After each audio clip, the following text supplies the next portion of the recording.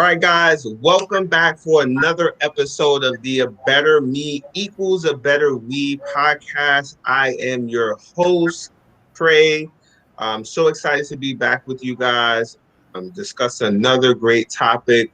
We are now on episode 19. Episode 19. So we almost at that 20 mark. Super excited.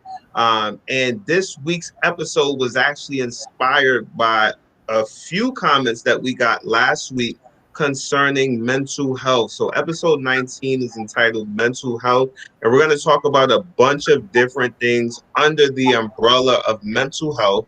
And I've brought a bunch of great people with me because I wanted you guys to have as many perspectives as possible concerning mental health because it's such a complex topic. So I wanted you guys to have as many perspectives as I possibly could that could fit on the screen comfortably, and you guys could see everybody. So without further ado, we're going to go around. I'm going to have my panelists or your panelists introduce themselves. So Dom, why don't you introduce yourself for our panelists and tell them a little bit about yourself? All right, so Dominique Jones. You see that the MSW is just showing that Master of Social Work. Worked hard to get there. So MSW, I am located and based in Florida by way of Brooklyn, New York. So Brooklyn baby all the time. And I'm just happy to be here with everyone and talk about it and get into it. Nice. And I tell you guys this jokingly, every time Dominique speaks publicly, she always has to let people know that she's from Brooklyn. Brooklyn Absolutely, is a nationality. Like when you from New absolutely. York, whatever borough you're from is like your nationality, but then when you go somewhere else, it's just New York, like New York Right, as a whole. But when right. you in New York, you like Queens, Brooklyn, That's that sort of thing, right? that's it. So Alina, can you introduce yourself for the viewers and just tell them just a little bit about yourself? Hi, my name is Helena. I've worked in mental health for over the past 10 years, and I'm just here to share my experience with you guys. So, hi. Here we go. I like it short, sweet, and to the point because we got some real serious stuff that we're going to tackle today. Steph, introduce yourself for our viewers and tell them just a little bit about yourself. Hey everybody, so happy to be back again. So my name is Steph. I have my master's in marriage and family therapy, and I'm a licensed mindfulness life coach. Want to talk about everything mental health, mental wellness. This is the time to do it. So glad to be here among this amazing panel. Yeah, there we go. There we go. And Katrina, can you Trina, introduce yourself for baby. our viewers and tell them just a little bit about yourself? Hi guys, my name is Katrina, Traco is short because he's fan. I've been here a couple of times. I work with Good Shepherd Services. I am an assistant director. Um, working with them for about 5 years. I worked with them in a lot of mental development, those kind of thing, education, academics. So I've worked with I get to see a lot of who I was when I was younger with them. So that's just it. And I love that though because that's one of those things that I think is really underrated. And I know that you guys not to rain on Jermaine's parade because she's about to go next, but I think it's a little underrated sometimes because we look at credentials and say, okay, well this person is certified in this and this person is certified in this. But when you direct programs like the one that Katrina directs, right? You get to see children in their early stages, those early developmental stages, and what we'll see later on in this episode is that that's very crucial for all of us when it comes to mental health. Jermaine, can you introduce yourself for our viewers and tell them just a little bit about yourself? Sure. Well, I have letters. I just didn't know we were putting them on the screen. But like like Steph, MFT would be behind my name. But I didn't know we was using that. I thought we were being casual. But honestly, I've been in the mental health field. I feel like since forever because I really love working with people. I've always been one to give advice, so I said, "Why not get paid for it?" And then little did I know that's what the Lord called me to do.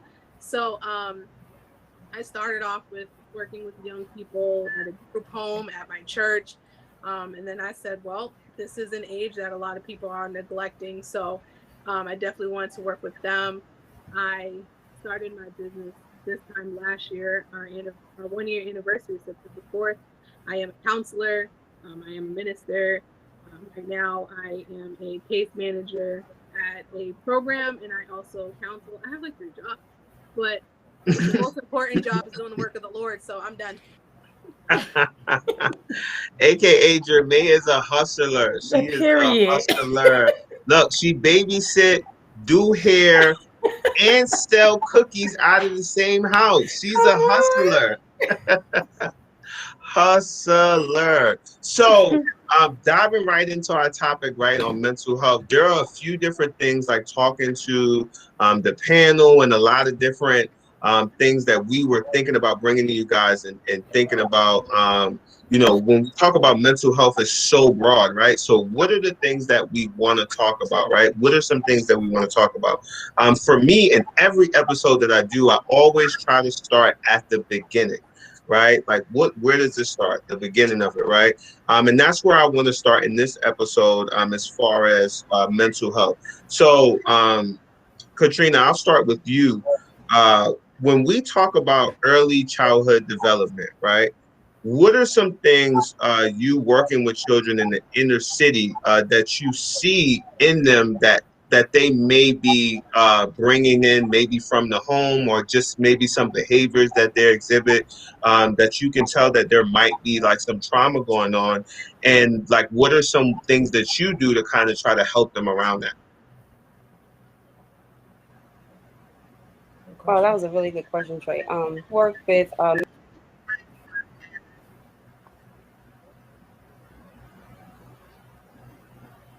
I was placed with I had got a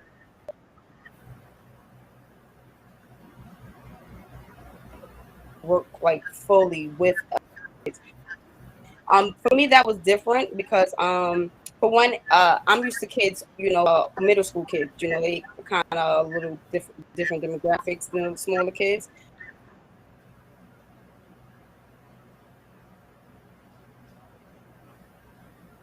I'm black. We will grow up. Not. Okay. I'm sorry.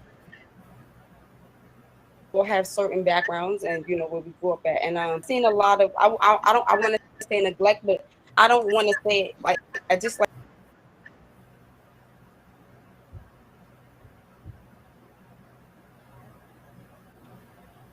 like the kids were certain.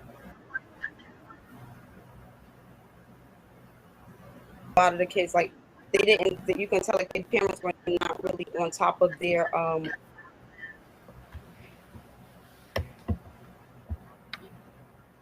Sorry guys, my connection sucks.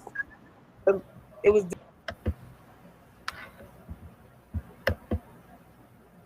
that kids should be at this early age, because in these early ages we learn so much, like permanent or like, you know, primary like habits of life, like, you know, how to clean ourselves, how to tie our shoes.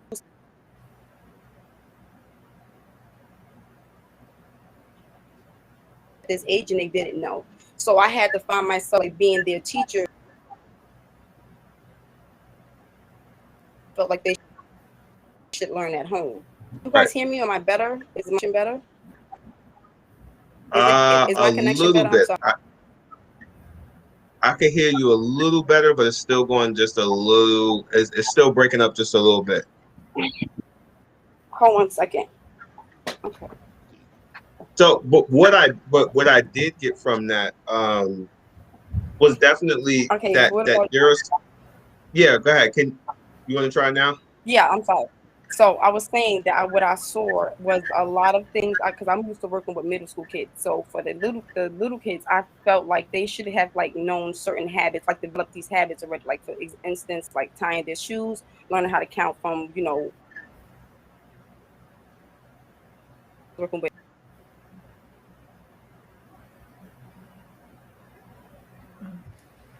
Yeah, Trina, we can't hear you again.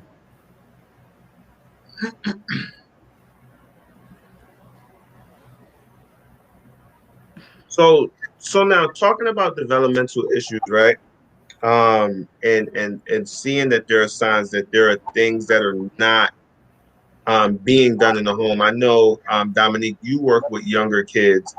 What are some things that you see as far as like these things that are not being done? What do you feel like is the cause of that?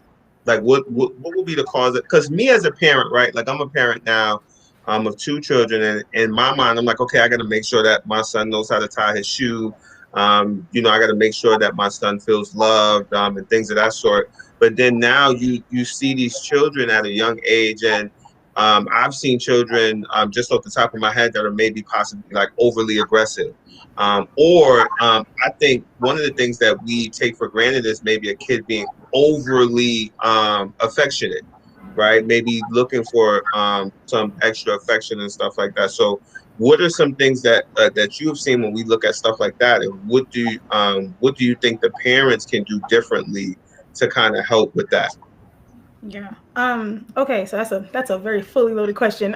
So first, I think the basics of anybody here that would agree with me that attachment. So that attachment that you kind of have with that primary caregiver, whether it's mom, dad, grandmother, auntie, whoever it may be. That's pretty much the standard and kind of like the first encounter that you have when it comes to relationship, communication, developmental stages. It's your view of the world. That's how you're looking at the world. So whatever's happening at home or whatever is not happening at home kind of is our perspective and perception of the world. Now there are many reasons why certain developmental stages, don't happen and certain milestones don't happen. So that, it can be as far as trauma, it can be as far as domestic violence, it can be as far as neglect, it can be just as simple as maybe this person didn't learn, maybe this parent didn't learn about being emotional and being affectionate, so maybe they just don't show it because they don't really know how to. They weren't raised with that. So it can be a plethora of things. I think the first thing is always just kind of identifying it. Just identify what your thing is, what you kind of are falling short on when it comes to your connection with the child or anyone in your home, family, and then kind of go from there. So, yeah. Okay. And looking at that, and I love the fact that you said that because it's really key to self-examine, right? That was one of the things that we talked about in the previous episode when we were talking about things I wish I knew before I became a parent. And being able to say, okay, this is where I need to get better at as a parent, and being able to identify that. So that's definitely key. One of the things in our particular generation, because we're all around the same age, give or take, but we all around there, everyone on the panel, give or take. One of the things that I've seen or heard in conversation is that there are instances where a lot of us were mentally abused, right? And I'm just going to throw it. I'm going to take the elephant out there. Like, we just going to pull the rug up. We're not going to sweep it, right? Like, a lot of us were mentally abused, where we were talked to in ways that we probably shouldn't have been talked to. There were things that were done to us, situations that we were put in that really traumatized our mental. And the reason for it, when you talk to the generation on top of ours, is, well, it happened to me, but worse, and I was straight. So why are you complaining about it, right? Helena, can you talk to that for me? Like, what would you say to somebody that kind of feels like, you know what, I feel like I've been a victim of trauma from my home, but I was told that, well, it was worse on my day, so just deal with it. I would say, have you actually dealt with it? Even though you might put up a shell and say that I was able to get over it, it's like, have you really internally got over it? And that goes into, from our past generations, it goes into like the stigmas around mental health, because, in our society, it wasn't cool to seek out mental health services. It's like, oh, you're going to see a therapist or a psychiatrist, you were labeled as crazy. It was something wrong with you. And in a lot of Black communities and in Black households, it's like, what goes on at my house stays in my house. So if you're experiencing certain things and feelings, it's like, you better suck it up and move on, because we not having this conversation, or we not doing this today. So now, fast forward in time, now people are starting to accept mental health issues and starting to be more aware and conscious of mental health. And it's like, okay, if you need help, you should seek help, as opposed to back in the day, it wasn't cool to, seek mental health counseling. And it's not only African American communities, it's also a cultural thing. Certain cultures don't believe in seeking mental health. It's just like same stigmas. Oh, you're crazy, or everyone is going to look at you a certain type of way. So, why go and seek help for what you're going through? Right. And one of the things that I really like that you said, right, and I think this is a line that everybody has heard, other than when we come in this store, don't pick nothing up, right? That other than that line, this other line is, what goes on in this house stays in this house. Like, I think we have all heard that at some point. And I think with that being said, without any information behind it, it can become a situation where now you keep stuff in. You keep a lot of the bad stuff in, where you should be finding outlets to deal with some of that bad stuff.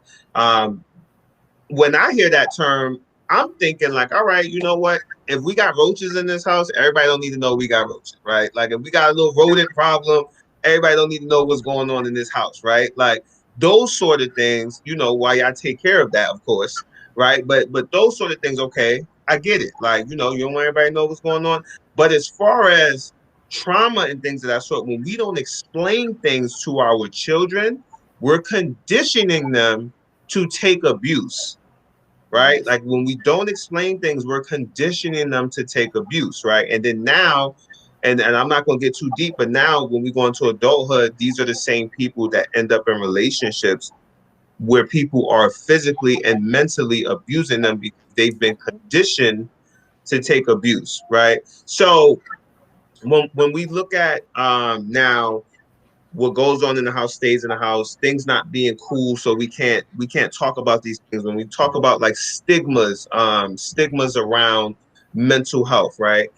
One of the things that people, if we look now in music and culture and things of that sort, right, is coping mechanism is substances, right? That's like a big thing. People are heavy on substances when it comes to dealing with mental health. And Jermaine, can you speak to that for me? Like, as far as like using substances as a replacement for actually dealing with trauma. What are some things that you have seen on how it's not the best practice, and some ways that you can kind of work around that? I believe a lot of people are doing this thing where we replace a feeling with a feeling. And a lot of people are not trained, conditioned, aware of how to deal with self. And so they will look for any form of escape. And drinking and substances allows you to disassociate or to separate yourself from your current position or condition. And so a lot of people only do it as an escape, not realizing, like, I think a lot of people think, well, if I'm not feeling it, it doesn't exist. And the issue with trauma is that trauma is like that annoying toddler that just keeps nagging at you and poking at you until it gets what it wants. Because trauma is like, just because you buried me doesn't mean I disappear. It just means I have been layered on top of other things, and it ends up being a snowball. Where when it started, it was just something small, it was something minute, something that was manageable. But as time continued, it started rolling down the hill, and now it became too much. And when things become too much, when it becomes overwhelming, a lot of people are like, well, how do I fix this? And that's the problem. They think it's a fix. It's not a fix. It is an escape. It is an avoidance. It is running from the problem. It is adding to the problem, essentially.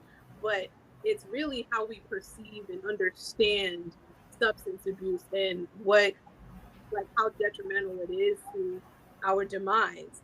That's when we start to actually try something else. But if we don't look at it as a problem, we won't know how to find a solution for it. Right. Good. And Steph, would you say that there's a difference? Because I know that there are a lot of people who are or might be in a particular situation, right, where you might not feel like you have an issue, right? And we see that a lot, even with people that use certain forms of drugs, alcohol, whatever the substance is, right? Those are just like the common ones, right?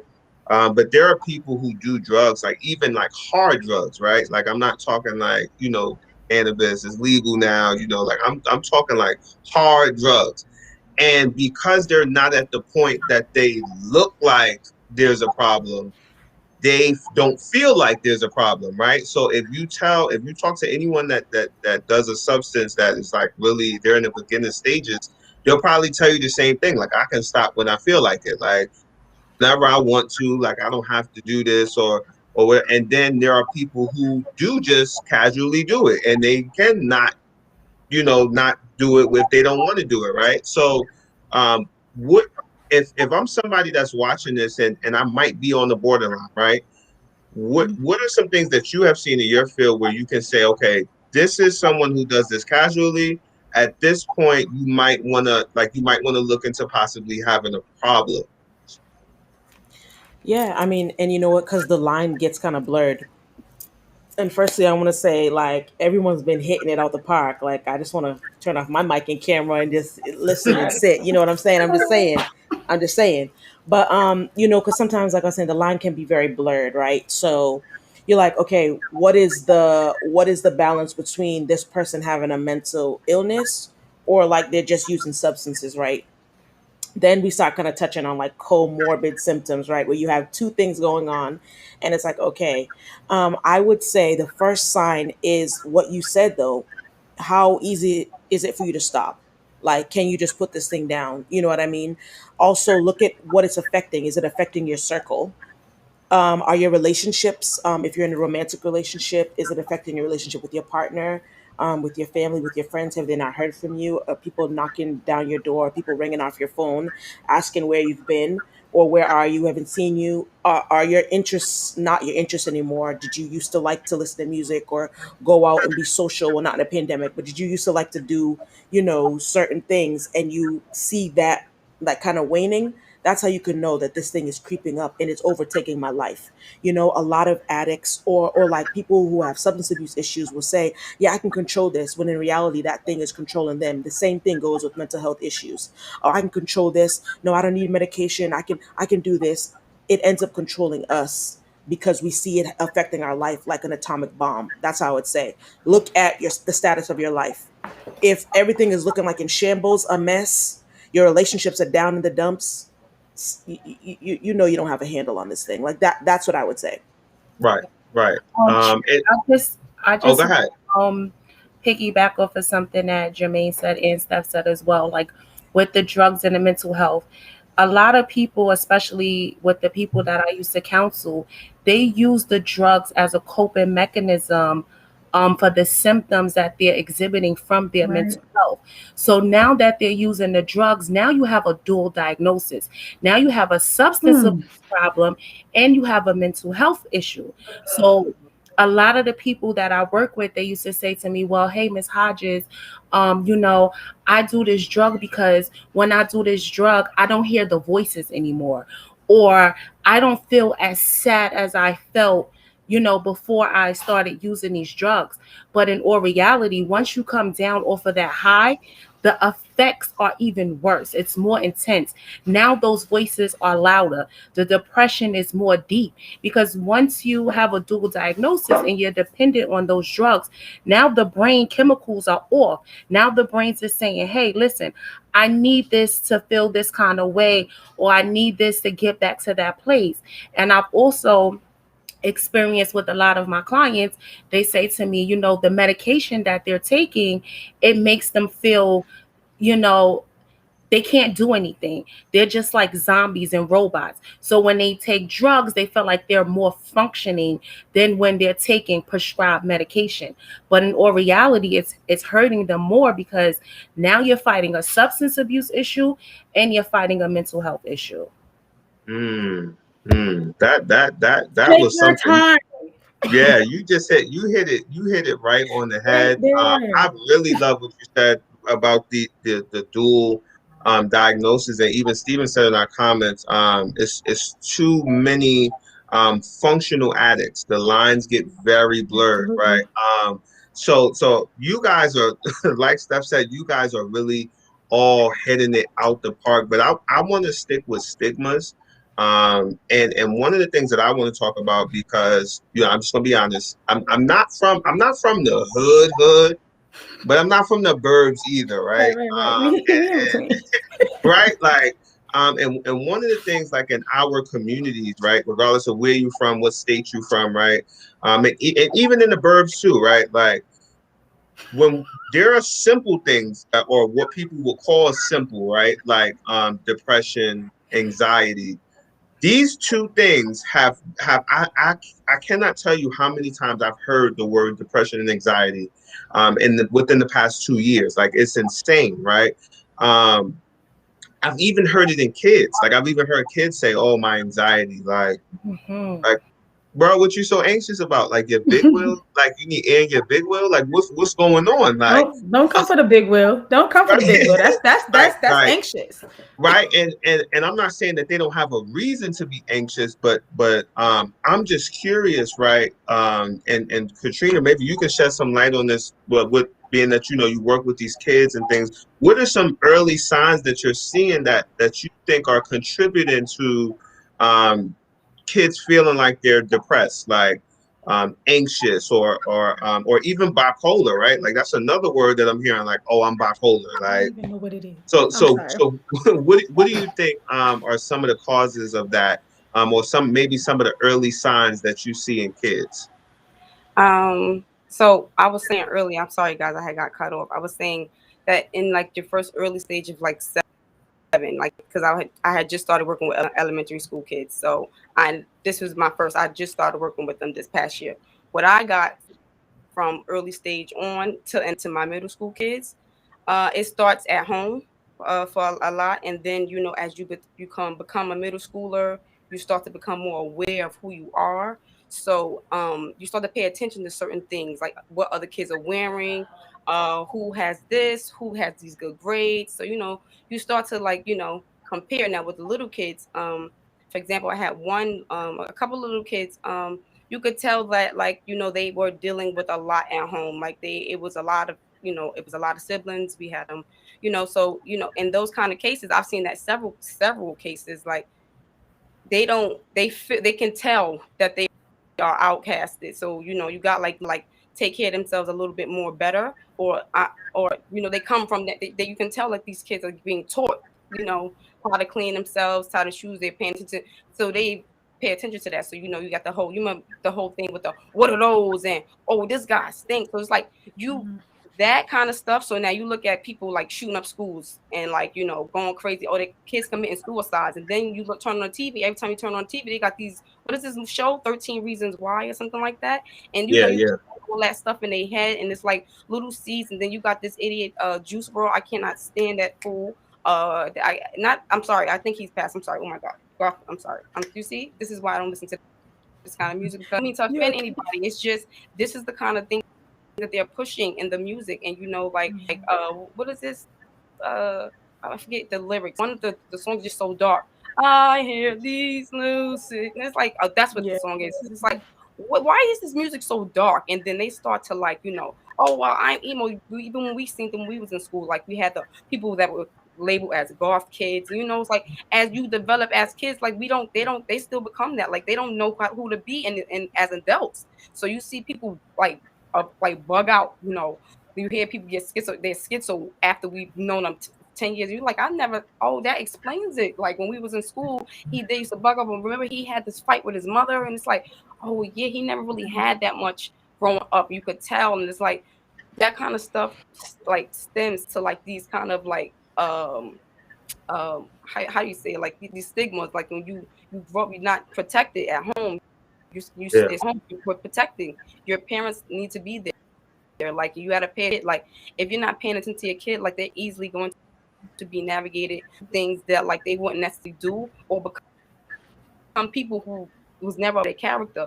And then a lot of times what I tell my kids, like we have y'all most of the time because your parents know like a part like of who you are. When y'all in this school, I get to see you at your rawest, like raw, like they are loose, but then I always have to bring them back, and it's like, do not forget that like your parents got to come in this school, and I can tell what you're going through by how your parents come through this door. So I know, certain things, like you can tell like the way that one of the kids is like in middle school, they got these things where they bully each other for like being fly, or this one is a bum and stuff like that. But like the flyest ones don't even be having like home cooked meals. They don't cook him home cooked meals. She don't study with him at school, at home. She don't care about that boy grade. Always gotta I have to humble my kids because I got so used to middle schoolers that I thought that, that these little kids had that, and they didn't. And it was sad because I had to like really like, well, you guys, you shouldn't be worried about this person wearing this and stuff like that. You should be worried about grades and stuff like that. That kind of stuff, because I gotta be there to protect those kids' mental. Like I'm a dance teacher, so when I'm dancing, there's kids that like still like into ice. What's the little princess, Ice Princess? They like to do her choreography. They 13, 12, 10 years old. And then you got the little hood girls that come in there and they want to twerk to Cardi B. Like, you're not gonna make my kids feel different. So it's all about, balance. And you just want to be you want to be you want to be the person. What is it? How you say it? When I was a kid, like I saw these teachers, I saw these role models. I wanted to be them. I want to be them kids. That's what I want. I want to be the one to protect them. I want to be there to protect their minds. They can come to me for anything, because I'm not sure if they're getting that at home, but I want them to know that they can get it from me. So right, and that's amazing. I tell people all the time. Of course, as you guys know, we do a podcast. As you guys can see, and then I also have a athletic business, a recreational sports called Kingdom Hoops, and I actually had the idea. Or the idea stemmed from an experience that I had with an individual by the name of Eric James. And I tell people this all the time. And my parents talk about this man to this day because he saved so many lives, mine included. And I literally was going to this program just to play basketball. Right. Like that was my idea. I was like, they let us play basketball on certain days. This is what I'm going here for.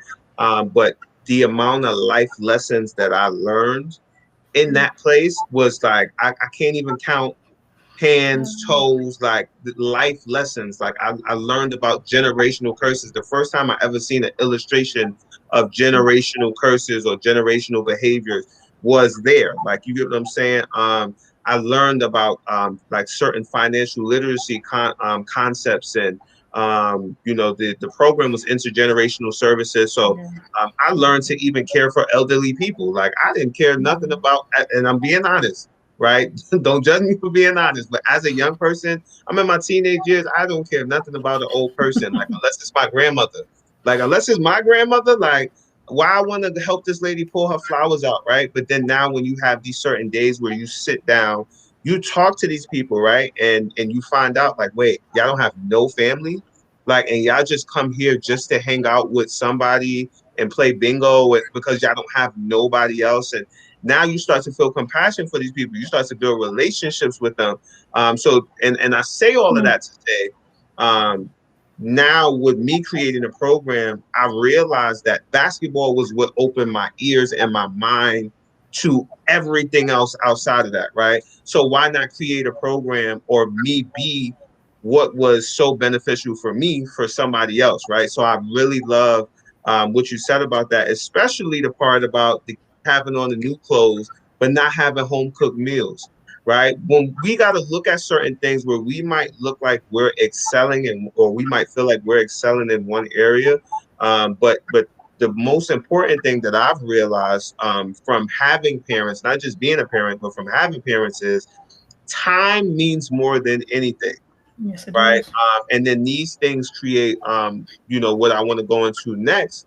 These things create trauma, right? Like these things that we go on, these things that go on in our early childhood years, whether it's not having certain meals cooked, whether it's the lights going off every few months, whether it's moving constantly, whatever it is, right? There's a bunch of different things. These things create trauma, and with trauma comes a lot of different issues. So, Helena, what are some things that you feel like are some common traumas that people take from childhood into adulthood?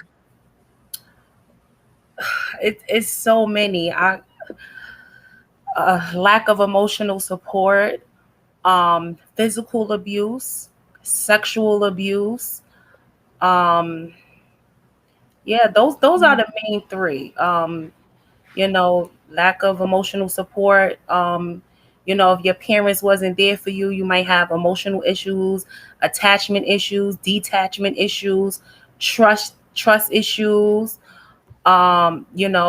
A lot of people that I work with, they had a lot of sexual traumas, which, in their adulthood, being that they never received the proper help or counseling or guidance, it is affecting them today in their adulthood, where either they're suffering from PTSD, anxiety, drug usage.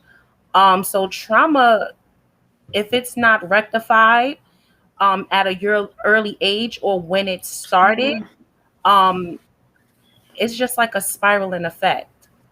Yeah, yeah, yeah. I agree. Dominic, what do you think about that?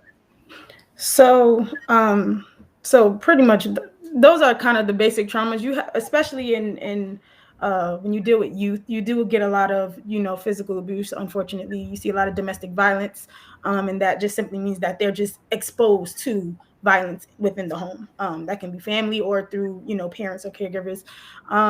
So the one thing that I think I wanted to say, touching on, I think something you said, Traquan, was trauma has a way of causing you to either do one of two things. You're either going to kind of portray or kind of put out what you've received, or you find a way to kind of do the opposite. So kind of like you have the people that say, I'm not going to be anything like my mom, or I'm not going to be anything like my dad. And then the people that, kind of just act that way because this is just what I know.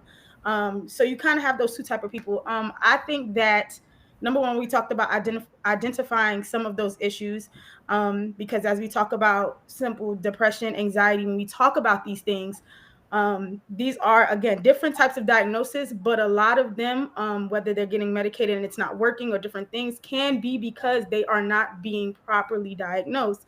So let's say if you have a trauma, and now you're showing aggressive behavior, or you're having reactions to that trauma. They may diagnose a young boy with ADHD when really it can simply be a trauma reaction. So there are many different forms of misdiagnosing that happens when it comes to trauma. And I think that if we don't discuss that, or just kind of get an understanding of what trauma symptoms look like, what that feels like in a body, what are the thoughts, trauma reminders, if you have community violence that happens on a daily, you seeing a dead body on the street and then hearing gunshots can be a instant reminder that can immediately put you in anxiety. I don't know about you, but I have never had any. I'm fortunate to not have had any real big police encounters. However, when a police car is behind me, I immediately identify anxiety. I immediately identify my heart beating fast because I don't know what's about to happen. So trauma, if you don't understand trauma, I would say really get informed. There's a lot of things that can happen, and there are reactions to that. If you are grieving someone, if you have lost someone, there are common and natural reactions to that.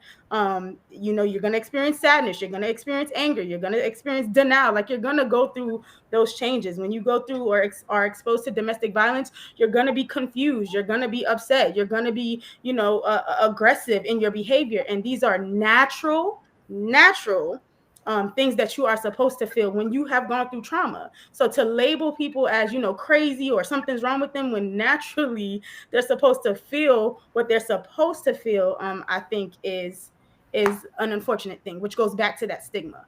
It goes back to the stigma, because it's kind of like you're kind of forcing everyone to suffer in silence. You're forcing everyone to kind of deal with those reactions, or it's unnatural to have those natural reactions. When I believe that just as much as you have an arm and a mouth and a nose, you were built with emotions. You were built with sadness and anger and confusion. You were built with all those feelings, and those feelings are indicators, and they dictate, what the action is about to be. So you have to get in tune with that. Yeah. I just want to say something in regards to what Dom just said about, the feelings, and you're supposed to have those feelings. But when it comes down to Black and brown people, we're not supposed to have those feelings. So for our white counterparts, yes, it's okay to have those feelings. Yes, those are natural reactions. But when it comes down to Black and brown people, that's when we become labeled and stereotyped, because we're not human. We're not supposed to, have those feelings and those reactions. That's not a natural process for us as Black and brown people.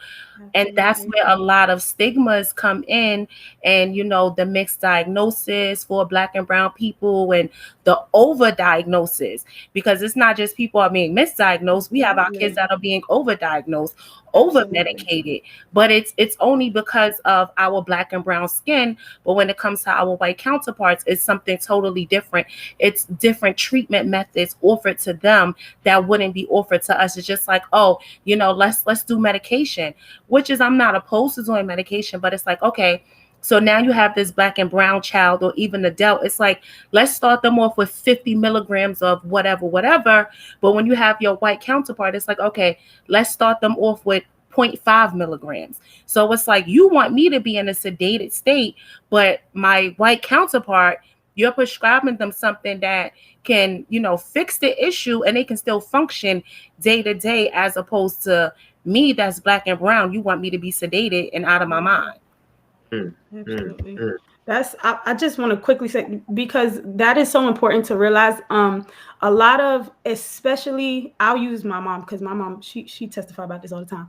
But one of the things with my mom, mental illness kind of runs a little bit in the family. And one of the things that was sad to hear my mom say was, people don't want to fully get assessed the proper way, because they don't want the label of a diagnosis on their form, especially Black women, because it's already so hard for them at a certain time to get through the door, that they can't get past the trauma of being rejected by the world, that they can't they feel like that label will cause them to not be able to take care of their families, so they don't get the proper help. They don't want that label, so they refuse that. So again, I think that goes back into why we're talking about this, why this conversation is important.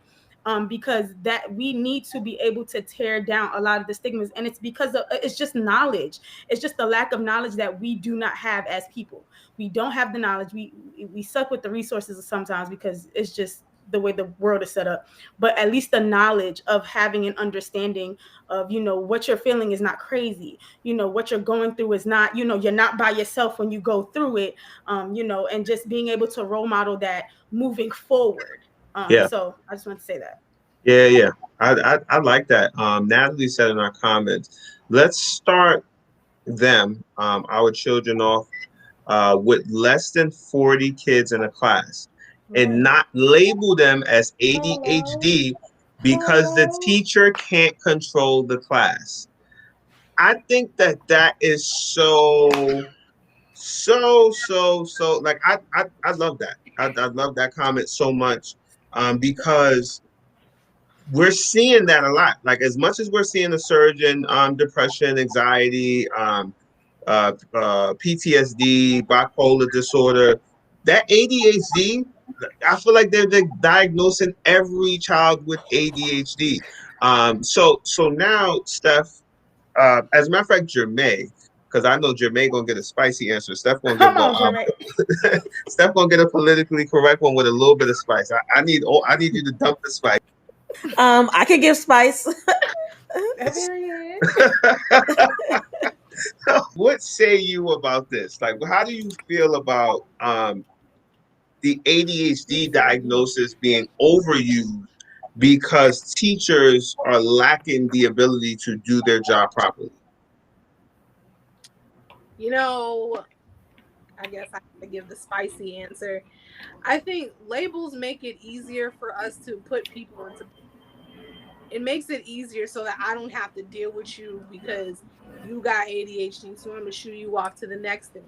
I'm gonna drug you up and shoo you off to the next thing. I don't think anyone is willing to actually put in the work to really figure out why is this kid struggling. Maybe he's just so hungry because, as we were saying, he has nothing to eat at home. So who's going to focus on the empty stomach? I can't focus on the empty stomach. I'm a whole grown up. You know what I mean? And a lot of people don't understand the amount, the impact that stress has on an individual. If developmentally they're not at a certain stage, this stress will send them off. A lot of people like feel like, oh, I can't pay attention, so it's automatically ADHD or ADD. It's like maybe it's anxiety, maybe it's stress, maybe it's because this kid doesn't know what he's going or she is going to return home to because dad is a drunk, mom's never there, big brother sexually abused them. It's like we have to figure out like where are these kids coming from before we label them something where it's like, oh, it's just an attention problem. And I think too much in this field, we are focusing on fixing the symptom and not the problem. Thank So you. people are focused on, oh, their attention's horrible, so let's put a pill on that. Or, oh, they seem sad, let's put a pill on that. How about we figure out what's happening in the home? Because if you get to the root, the tree, you can cut the tree off. Right? Like a lot of people are like, well, let's just cut the tree off. And it's like, but if the roots are still there, it'll grow again.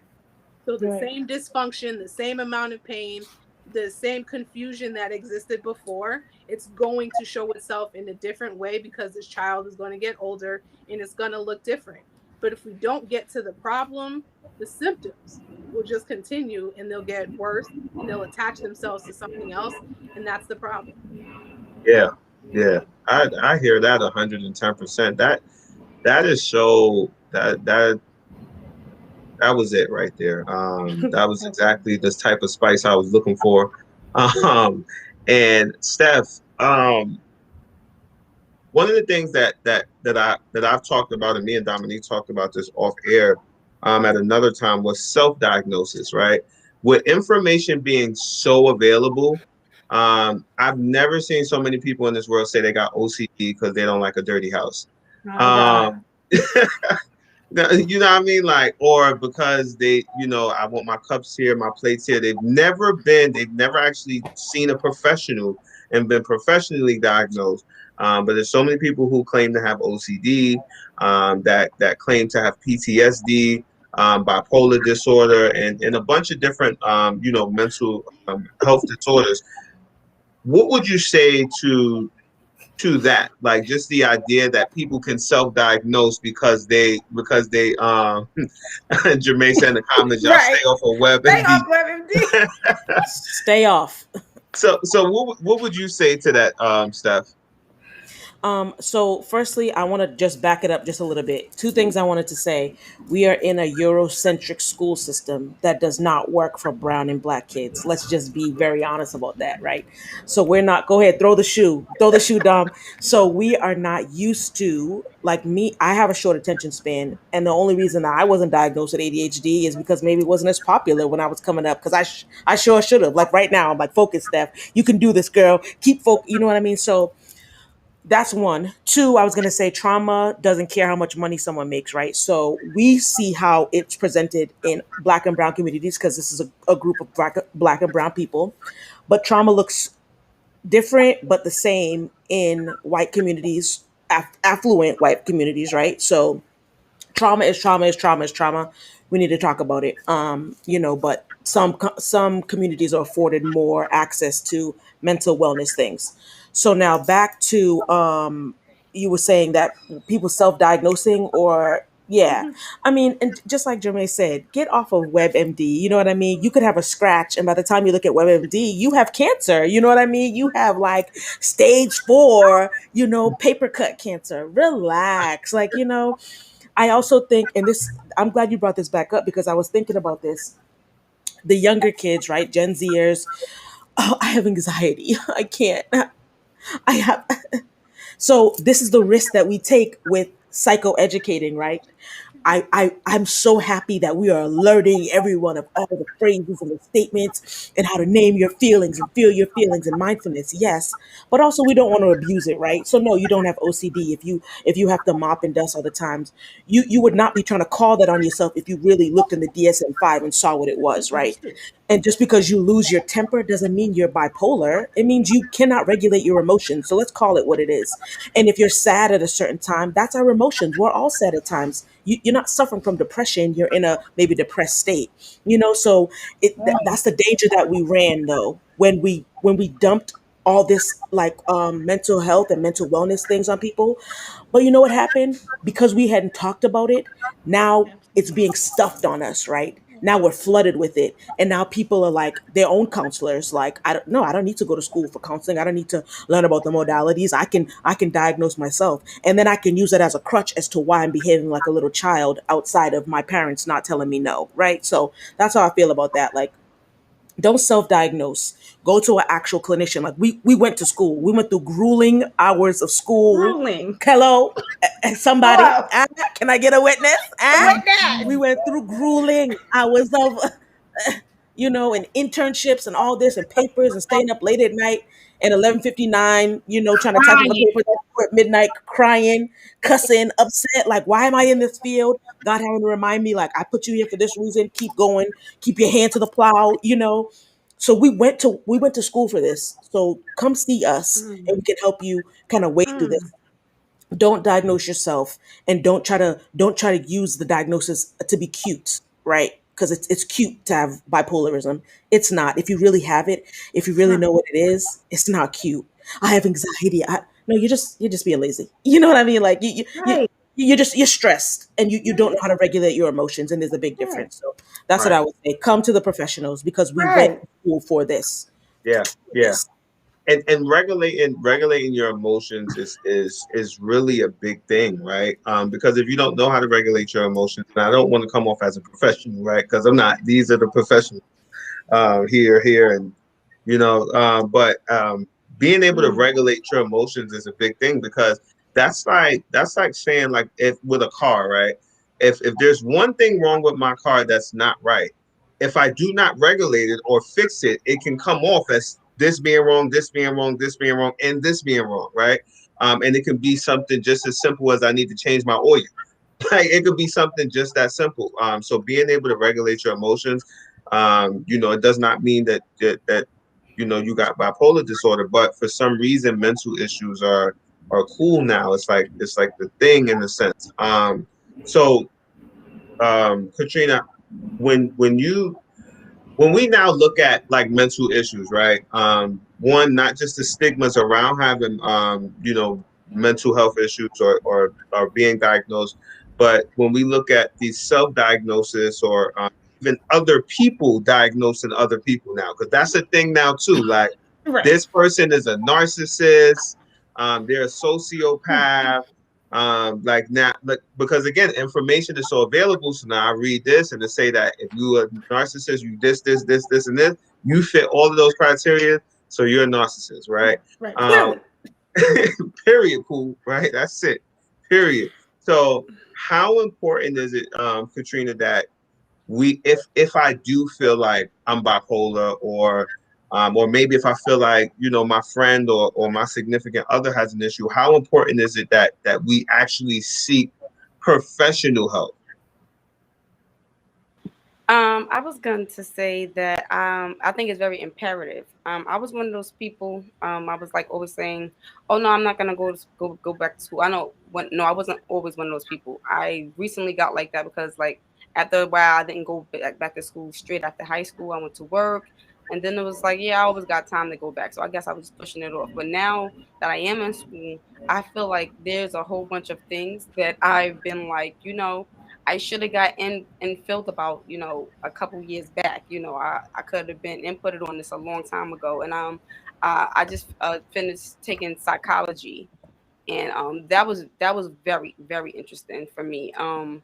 I got to learn about the brain and how it works, and like I had to watch like personality test, and like it was like a whole different world for me because I got to really see and fully like understand, like comprehend why people operate the way they do, or like how they're wired.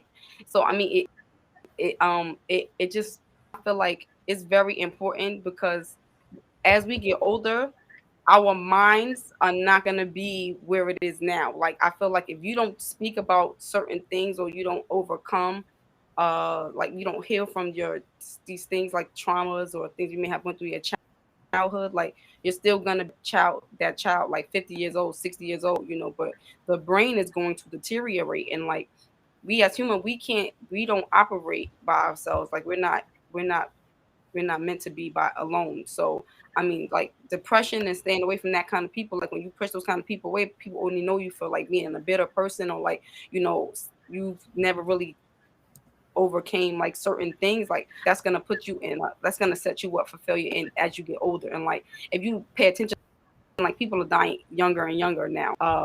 A lot of people are not even making it to 60 nowadays, and it's like dang, you look up and it's like, oh, did you ever fix this with that person? No, he was still mad at me for this. And it's like, wow, like never really healed. Did you apologize to him? And it's like he died with you like angry. You never, it's just like give you want to give that explanation. I just feel like if we can commute now, like why not? Like I feel like we can save one another.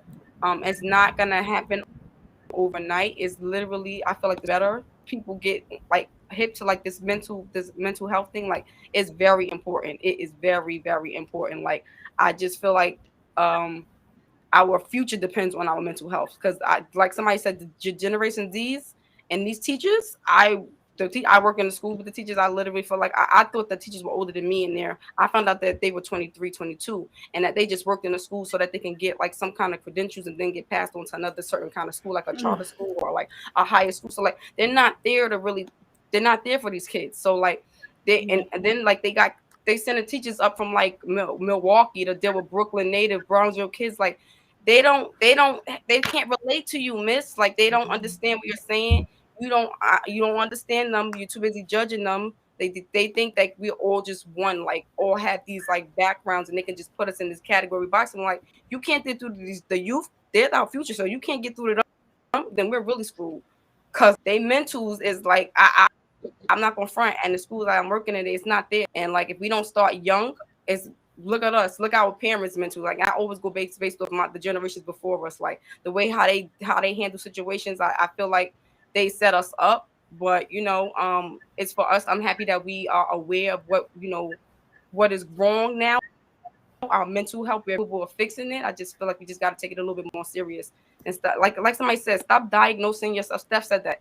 Don't diagnose yourself with like bipolar. Like when you speak those kind of things and like that kind of stuff, you never know. Like long down the line, now you. Oh yeah, I can't. I'm bipolar. I can't do this, and now you bipolar. Now you don't have the ability, the skills to develop these kind of things because you already diagnosed yourself. And now look, it was a genetic thing, the hereditary thing that ran through your family. And now look, so it's just like you want to be careful. Don't put like certain diseases or like those kind of negative things into words, because like we are what we speak. So it's, if we wake up, our mental, we can do this. We can do it literally. Right. So it's really important to like you said, Oh, go ahead. What you said? in the comments? I wanted to write in the comments, and people, I can't write in the comments. Somebody got to show me how to write in the comments. I'm sorry. I got somebody walk Katrina through that. It's that if you have if you got a extra device, you can do that. So a lot of us is on our laptops and on our phones. So we multitasking. So when you look at that right now, like I really like that you said that you got people coming from here to deal with kids from here.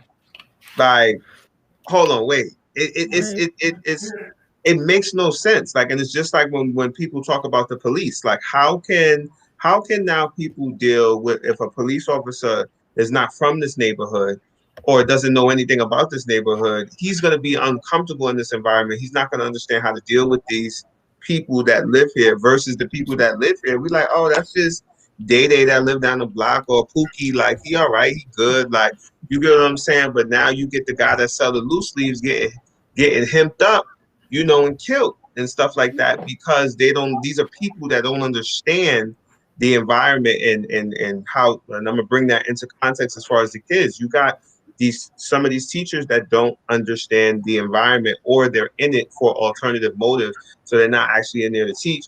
Which means that as parents, we have to make sure, or even if you're not a parent, as people that love other people, you have young people in your family, we have to make sure as a village that we're doing what we can for the people around us, right? So like for me, for example, I have my nephew, he does tutoring. It used to be every Saturday at one point.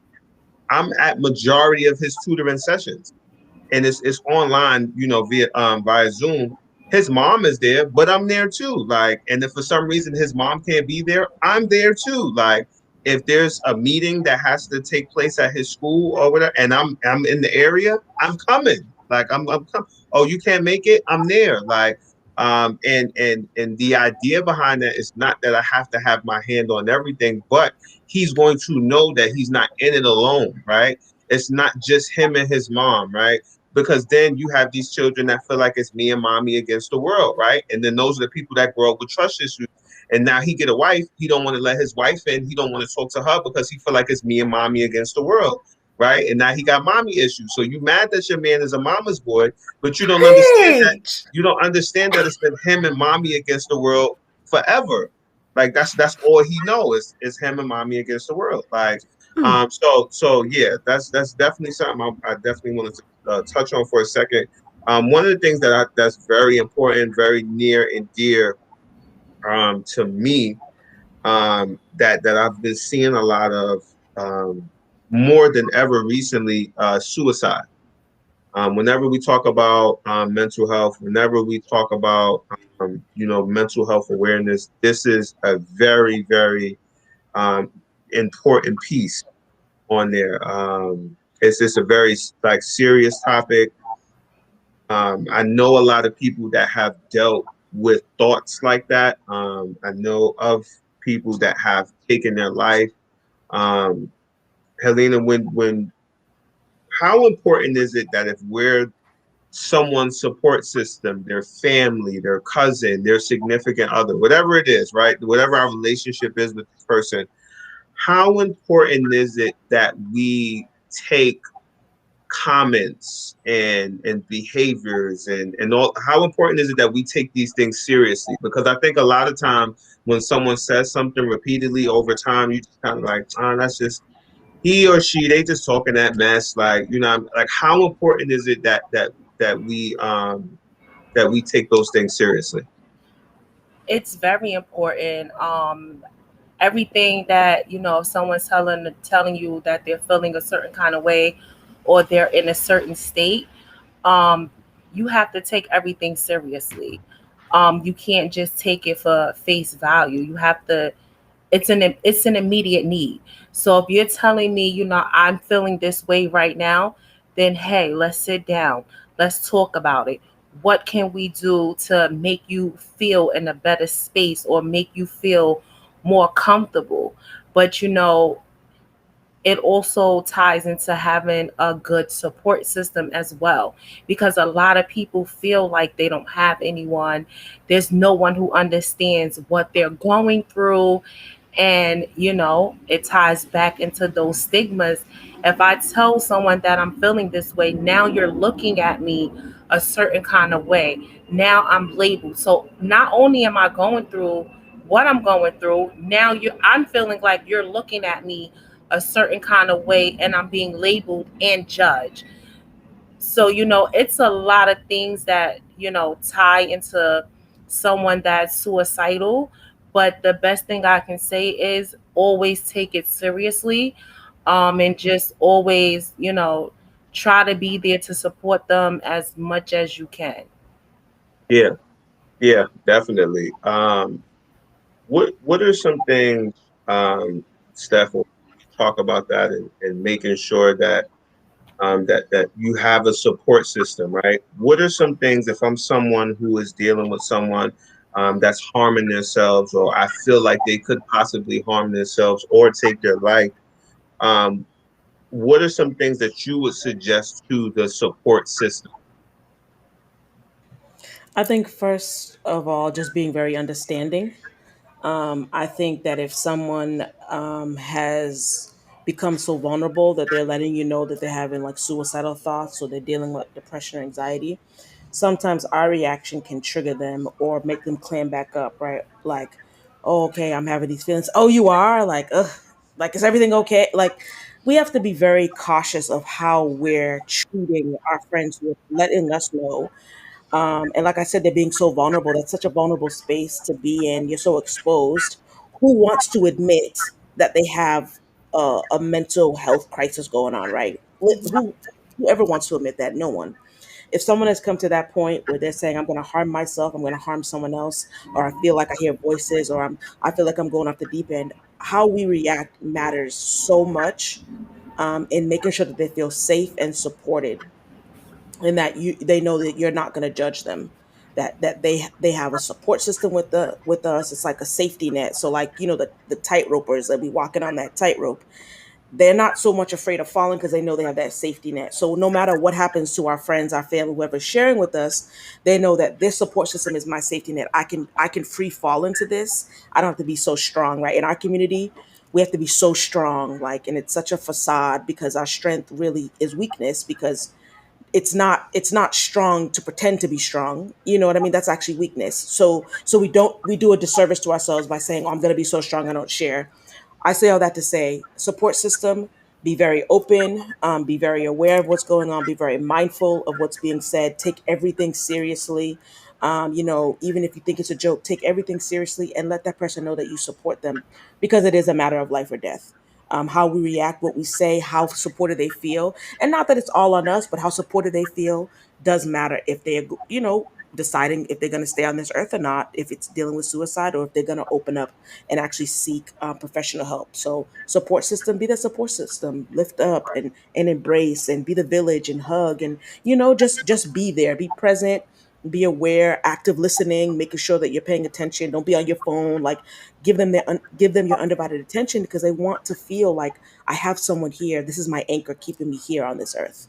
Right, right, Yeah, Steph, I definitely. love that safety net, because putting that person in that comfort space, you never know. You might have just saved their life that day. So creating that safety net and that support is extremely important. Drop them Yes. nuggets, girl. Telling you, I agree. I'm with you on that. And so now that we talked about the support system, right? So what if I'm the person? So now we spoke to if I'm the person that's the support, right? What if I'm the person that has maybe went to vent to family or friends or a significant other, or maybe all of the above, right? And like you guys said, when you talk and it doesn't, you don't get the response that you need, now you can decide to hold it in, right? So, Jermaine, what would you say to the person that has made the decision, like, you know what, I'm going to keep this to myself, and whatever happens, happens from here? I mean, first we need to understand why death, right? Like I ask my clients or people all the time, like, why death? because death isn't the opposite of life. Existence is the opposite of life. Because when you're just merely existing, it's like the Walking Dead. There's nothing there. You're empty on the inside. That is worse than death. Death is just a transition. And so I often ask people, why are you choosing me? And of course, some of the responses is always because I'm tired of feeling the pain that I feel. I'm tired of, because I don't know what life is. And so I choose to educate on life and why life should be short, right? Because life always has those pivotal moments where it can change the trajectory of your life completely. Like we were talking about the village, we were talking about coaches, we're talking about teachers, we're talking about caring adults who are willing to sit with these people, whether young or old, to sit with them and truly hear their pain. I think when we don't hear their pain and we don't address them from the positions that they don't know what the next step looks like. I tell my colleagues all the time, people ask me like, well, how are you so effective with your clients? I said, because I meet them there. If they are in murky water, I'm strapping up my boots and putting on a hazmat suit. I got to, and I'm entering into their with. Right. I can't always try to yank people out of the places because I don't know what is the dangerous thing that they're in. Like if someone is in quicksand, the worst thing to do is to keep pulling at them because you're only going to sink deeper. But if you give them some wiggle room and you have them to assess where they are, this is how they come out of it. And so I want to understand, like, why are you choosing death? Why is life no longer an option? I want to hear you.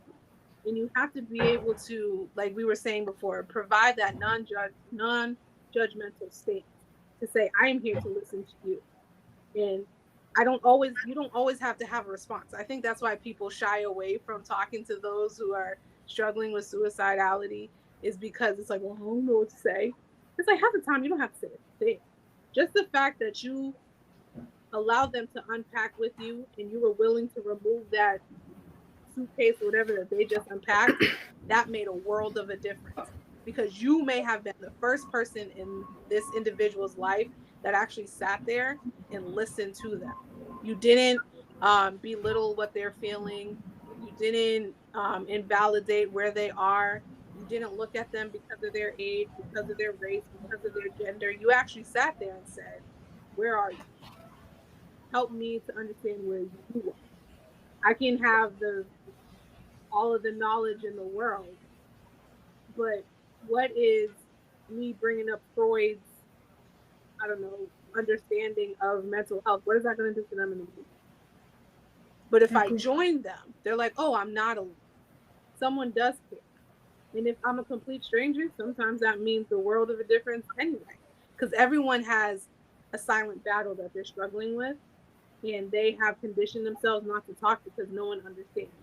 And so it's like, be kind to those people and sit with those people and truly listen to where they are. And if you don't have the answer, then there's resources. There are hotlines that either, if they're not going to call, you can call them and just had a conversation with my cousin. This is what she said to me, and I don't know what to say. What do I say? And they will guide you through it. So if you don't have the answer, someone does. But don't just leave them there. Join them. Yeah. I like that. I'm sorry. Can I just say something really quickly to kind of touch on what Jermaine was saying? There's a lot of youth. There's a lot of youth that kind of have these friends that say, hey, I'm thinking about committing suicide, or like they have these conversations amongst each other, and they're teenagers and they're young adults. And, I just wanted to say that I think it's very important that whatever position that you are in, make sure that you have knowledge of access and resources that they can use. And the reason why I say that is because it gets, for me alone, and any mental health person or anyone that deals with anybody that's coming to them with these types of issues, it can get very draining. It can feel, you can kind of put on sometimes some of that stress. And if you eventually feel like I need to step back from this, it is always really good to have those resources, that maybe there can be, you know, a group or some form of help, that maybe, you know, you're not necessarily breaking that sense of confidentiality and just kind of breaking their confidence and trust, but you can kind of attach them to some form of group, so that when you are needing some of that self-care yourself, they still have a plethora of people that they can, you know, again, start to attach and talk to as well, when you just need that moment, or maybe when you're just busy or something, you know, and it doesn't feel like this is the only person I have, because sometimes that sense of dependency too can cause problems too. So I think it's very important that, especially for our young people, if we do have young people watching or soon to watch, that they know that attaching to some form of group, support team, youth group, wherever, so that you don't have to handle the burdens of your friends alone, because everybody needs somebody. So I think that I wanted to touch on that too. I just want to love say, that. Yeah. I just want to piggyback off of what Dom said in regards to, you know, not being, you know, someone's only support, because you can create vicarious trauma, meaning that because your traumas are now affecting me. So, you know, it happens all the time. And, you know, everyone that's up here that's licensed, you guys know, when you finish at the end of the day, you have to just leave your work where it is. And I had to learn that concept, and it took me, you know, a few years to learn that on my own, because when you come home, you're still thinking, what could I have done? Should I have done this? Should I have done that? You're still thinking about what can you do tomorrow? And you have to be able to draw the line in the sand at some point and be able to get yourself together, get your thoughts together. And, you know, as Dom was saying, like, you can't just always sometimes just take on someone else's trauma, because that does create vicarious trauma. And that's something that, you know, you don't want to take on yourself. Yes. Yeah, definitely. Definitely. Go ahead, Trina. I wanted to speak on that because you guys I'm just listening to all y'all. I thought that you guys were like heavy in the church. So I didn't know y'all were like therapists. Because I probably should get one as well. So it's like you guys are like feeding my everything right now. But you guys had said something with the you can't take on everybody's trauma. And at point sometimes that's exactly how I feel sometimes, or if I'm observing, because sometimes I feel like you don't want to, it's called energy transference. So like I don't want to transfer that kind of energy onto you, and you're not able to, you know, I think, and that's what it is like for me, because I am aware of that kind of in that sense of mine, I guess, or like self. I guess I can say that I comprehend and process it a little bit different from other people. So I feel like I'm that for people, but then when it's me going to like other people, it's like it's more like a trigger for me, because it's like they don't know how to deal with it. So I just wanted to say, like, you know, I'm coming to y'all. So hey, want to see me? I need a therapist. Come on through. Come on through. Like, hey, you got a plethora of options. Listen, yeah. Right. I tell you, and this is one of the reasons. I don't know if I've ever said this. I know I talked about the mission statement for the podcast. But before A Better Me Equals a Better We was a podcast, it actually started as a conference in the very beginning stages of COVID, probably in like June or July.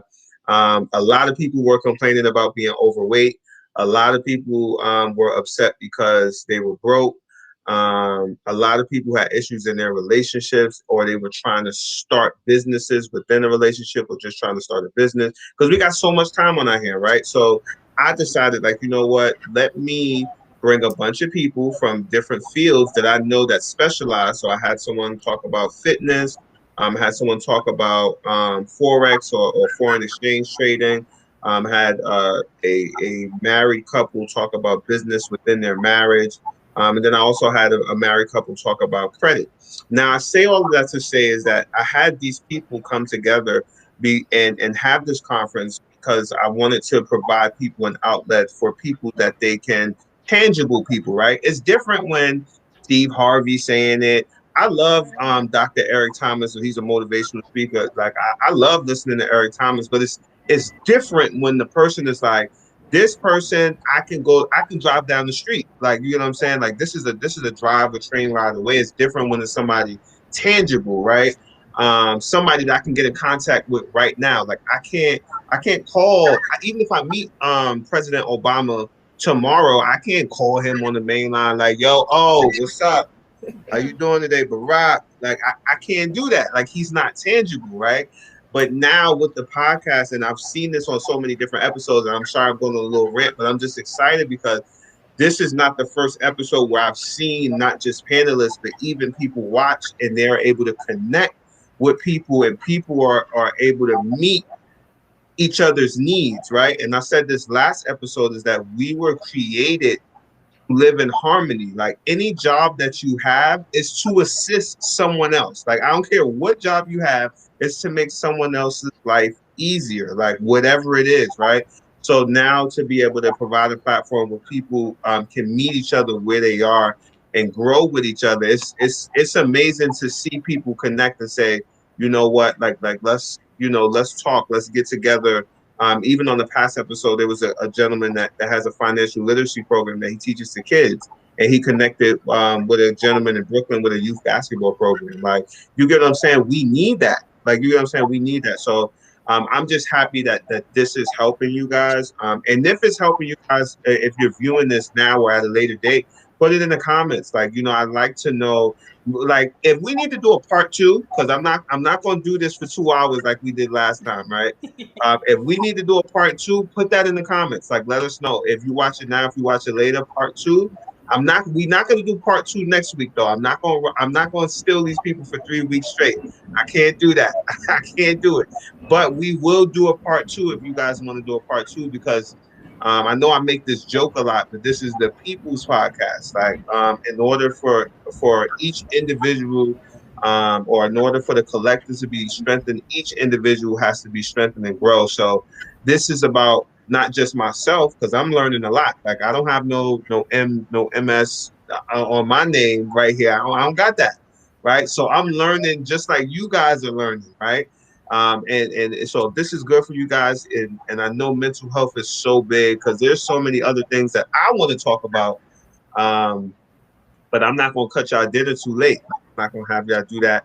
Natalie said in our comments, we need a part 2, part 3, part 4, until they have their practice set up, right? My God, come on, sis.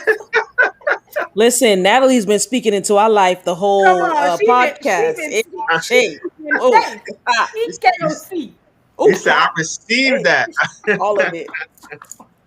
So, before we head out, and this conversation was so in depth because there are topics that we talked about off air that we wanted to talk about that we were not even able to get to. But again, I know we all have lives that we have to get to, children, significant others, work tomorrow, right? So I'm not gonna hold you guys too long. So before we head out, Dom, do you have anything you want to give to our viewers before we head out?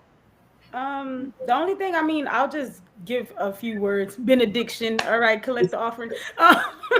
But I need to make a cash app. Support the podcast. Come on, pay it forward. Come on. But really, in all fairness, I would say, if anything, I want to encourage those that are watching a later date, later time, to, if you need help, get the help. I know that there's a lot of resistance, there's a lot of fight, there's a lot of worry around really getting the help that you need.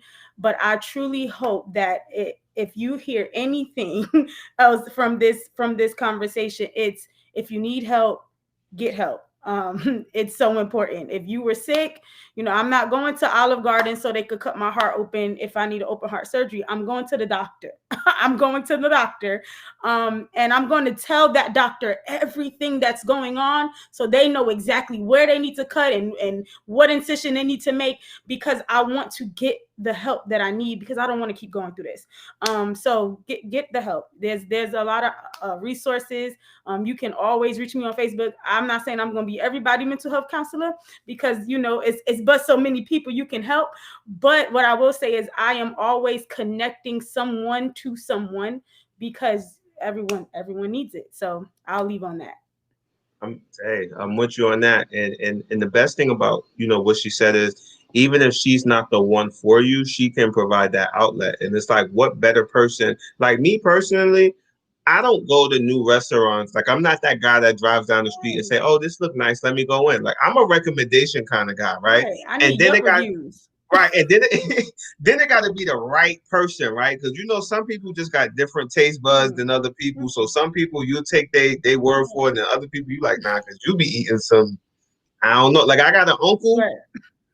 I ain't really taking his recommendation because he bringing squirrel and snail to the cookouts, like, and he put chicken on it. So I might not take. You know what I'm saying? But when you have somebody that's in the field, even if this person can't help you, and they connect you to someone, it's that level of trust where you can say, okay, I know that you're good. So if you're saying that they're good, then I'm cool with that. So, Alina, do you have anything you want to give to our viewers before we head out? Pretty much, I'm just gonna piggyback off what Dom said. She dropped those golden nuggets. If you need the help, go out and get the help. Don't keep it to yourself. Don't be ashamed to say you need help.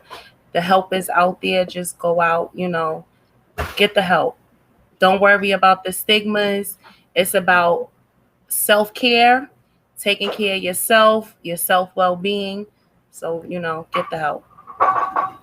Yeah, get that help. Get that help. I do just want to point out, Steph said in our comments that some people only season their food with salt and pepper. I don't know if I can take recommendations. Like, and then, Can't, won't. But look, but Pastor Tim Jones said, I don't take Stephanie's recommendation. Although she's a chef, she's a vegan. We eat meat over here. Don't come for my sis. Don't come for my sis. Handle my light work. Handle my light work. I got you, sis. Thank you. Love you. Appreciate you. But, for real, I know there's a lot of stigmas out here that say, don't go get help. You really see a therapist. You fun, like, you crazy. Like, listen, I'd rather be crazy than walking around with 10 voices in my head, right? I'd rather be crazy than dead, right? Because somebody needs you, right? Steph, you got anything for our viewers before we head out? Yes. Firstly, I'm just so honored to be here with everyone. This was such an amazing conversation and topic. Two things that I would say, and we didn't get a chance to talk about mental health in the church. And Trina was like, I thought you guys were just in the church, and we walk in both worlds. You know what I mean? I really, and this is no shade to anyone, I really do not put a lot of faith in counselors who do not have the Holy Spirit. I'm just saying what I'm saying, because there is a marriage between the two. We are mind, body, soul, and spirit, right? That makes up our being. So you have to know all the different concepts and the different compartments so that you can help the whole body, right? I'm all about, and everybody I feel is here is like, okay, I want the whole body to be healed, whatever that looks like. So I think that's really important. And just piggybacking off of what everyone's saying, if you feel like you need help, get help, no matter what anyone thinks, because this is your life, right? It doesn't matter, oh, I'm trying to look good. No, actually be good, get good. I'm trying to look like I'm okay. Get okay. There's resources out there. I'm available as well as also a bridge to help connect anyone. And the last thing I'll say is just about mindfulness. Be aware of your feelings, be aware of your emotions. If you're not controlling your emotions, who is? That's the real question. Who's controlling them? Get to the root of that. We have emotions. We're human. Let's pay attention to our body. Our body will tell us everything that we need to know. Yeah, I'm telling you that it's that facade will kill you faster than cancer. It's like for example, renting that Porsche every week so you could stunt in the projects when you could save up and get a car. You killing your pockets. You could have had it. It might not have been the 2022 Porsche you written. You could have had you a 2012. You know, put some nice little shoes on it. You know, whatever you had to do, right? But that facade, now the facade is killing your pockets. You know what I mean? Them Amiri jeans where you could have got a few pairs of Levi's. If you ain't got it, you ain't got it. Like, you know what I'm saying? So you putting up that facade, hurting yourself. Now you got one pair of jeans, expensive jeans, and you could have had, you know, 10 pair of good looking jeans. You know, H&M is fine. I like Old H&M. Navy. Old Navy will do anyone fine. Hello. Y'all better hit up that outlet. Come on, y'all better stop playing. Stop playing with it. I'm telling you, that facade. If you got it, ball out. Be great. I'm not saying don't spend your money, but if you ain't got it, you know, and it's the same. And I say that just to create the illustration for mental health. If you don't have it, don't act like you have, because it will hurt you in the long run. Like them lights, like when you don't pay your bills because you bought Amiri jeans and your lights go out. That's the same thing. I don't want the lights to go out up here. I need everything working, right? So putting on that facade will hurt you in the long run. I know that personally, right? I'm gonna be very transparent right now. I know that personally. Putting on a facade will hurt you in the long run. So I agree with Steph 110%. Katrina, you got anything for our viewers before we head out of here?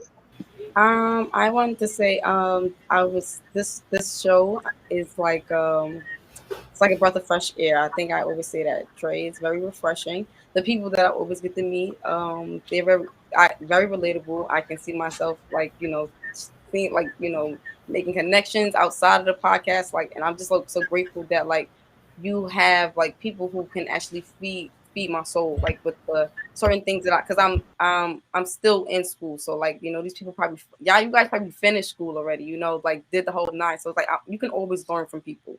I did want to say two things. Protect your peace, and like I said last week, do not learn how to respond, do not learn how to react. That's good. That's a whole word right there. Yeah, that's more so what I try to do. And, like, do not, I feel like a lot of us are caught, because for me, I feel like a lot of us are caught trying to be strong all the time, and we're trying to, like, just grasp everybody and let them know, like, oh, guys, mental health is important. Do this. Like, I'm trying to get everybody on board, and it's like, who I gotta be strong with myself. So if people are not, like, you know, on that frequency, you gotta just take care of yourself. So that's why I'm like, yo, I'm gonna definitely hit you guys up about this therapy thing, because, like, it's probably time for me to be strong for myself. So that's why I'm like, you know, I'm gonna definitely be reaching out, because I ain't one of those people, and I'm very strong, and I'm very private, and I'm just like, you know, maybe I probably need a therapist. So I'm at this point. So I just want to say thank you guys so much for the knowledge and everything tonight. I love that. And thank you for being transparent, right? Because you might have just saved somebody else's life that said, you know what, I think it's time for me too. Like, I think it's time for me too. And we had an episode, I believe it was episode 4, titled "What's Draining You?" And there was an analogy in the message that Dr. Eric Thomas used, and he was like, you know, you too busy trying to take care of somebody else, and as soon as you die, they're gonna go and leech off of somebody else. And he was like, life is an airplane. If the airplane is going down, you put the mask on yourself first. Because if you can't help yourself, and I say that to say you can't help other people until you help yourself. The reason why you have to put that mask on first is because if you don't put that mask on and you start choking, or you don't have no air, how can you save your child? How can you save your loved ones? Like, you got to put it on yourself first, right? So we got to make sure that we fill up on the inside, that we take those necessary steps and say, okay, this is where I am right now. Like Steph said, paying attention to those signs. Our body, our mind will tell us, like, okay, this is how I feel. This is taking those cues and saying, okay, this is what I need to do to better myself, not listening to those stigmas, and putting that, putting that mask on ourselves. Putting that mask on ourselves so we can help the people around us. So thank you, Katrina, for being transparent and letting everybody know you putting the mask on. Katrina, you You still bad, girl. Okay, period. That's mean, it. Because I'm very vocal. Like I'm very vocal. Yeah. My emotions. yes, you are. So I mean, I don't look at it as putting on a mask. I look at it more so as like trying to more so control how like just control the energy, like stopping cycles. Yeah. I feel like I keep getting in like the same cycles that I'm breaking away from, and it's kind of like Mm-hmm. if Right. I do my spiritual baths every Monday. I'm active like in my classes. I work with kids, so it's more so I guess it's I don't know, and that's why I probably need a therapist because I can't figure out why I can't break away from these cycles, and it's very draining for me, especially because I wanna move on. I got bigger things to be doing, like like I need this Feel you. sharp. I need my mind sharp, so Trina, that's because you onto a greater path. It's Telling gonna you. work out, honey. It's gonna work out. You want to a greater path. Yeah, I'm good, guys. Thanks, guys. But you will see me though because I need somebody to decipher it. I don't want to implode, and that's my thing. I do not want to implode. So yes, And the panel gonna hold it down for the set. They're gonna hold it down for you. One or all of them. So Jermaine, do you have anything for our viewers before we head out? I mean, I don't like going last. Like this is where Pastor Tim's supposed to be here. All right. But I mean, I am both sassy and saved. So of course I have to bring in, the scripture where, God says that he looks on the inner man. He searches the heart. And he does that through transformation comes from. It's not about what you put on the outside. I know we've been talking about clothes and look on the outside. Inside isn't.